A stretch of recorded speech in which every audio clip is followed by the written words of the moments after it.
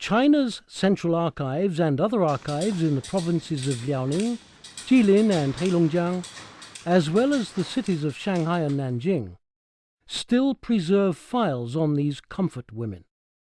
These archives not only include Japanese war archives and archives of the puppet regime fostered by Japan on occupied territory, they also include archives on the post-war repossession of occupied assets by the Chinese government, post-war damage investigations, and also trials of Japanese war criminals. These archives clearly reveal the historical facts about how the Japanese army at the time enslaved comfort women and opened comfort stations. It is a thought-provoking historical memory.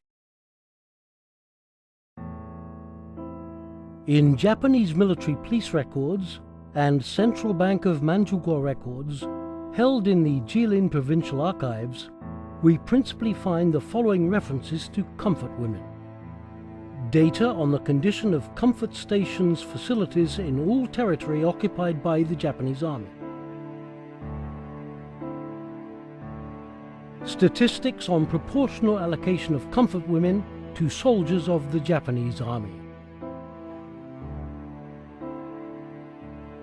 Statistics on the Japanese Army user count for comfort women in comfort stations. Financial records for public funds used by the Japanese Army in order to pay the costs associated with comfort women. Investigation records of the Japanese military police on the situation of its soldiers in comfort stations in China, as well as what is now Java in Indonesia.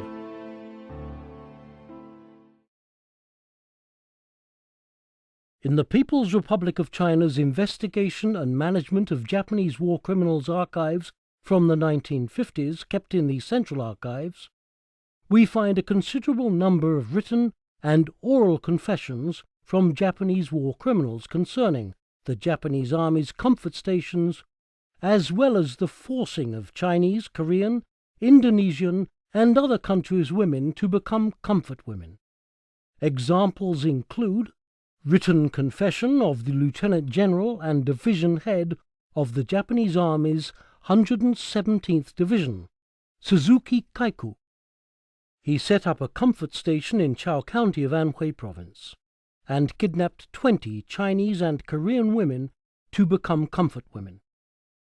In 1945, he ordered the setting up of comfort stations in occupied territories and kidnapped about 60 Chinese and Korean women to become comfort women.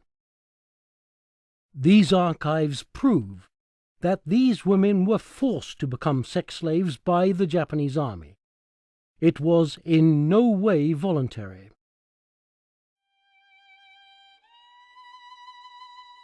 According to these archives, the Japanese Army set up comfort stations in occupied Chinese territory, namely northeast, north, central, east, and south China.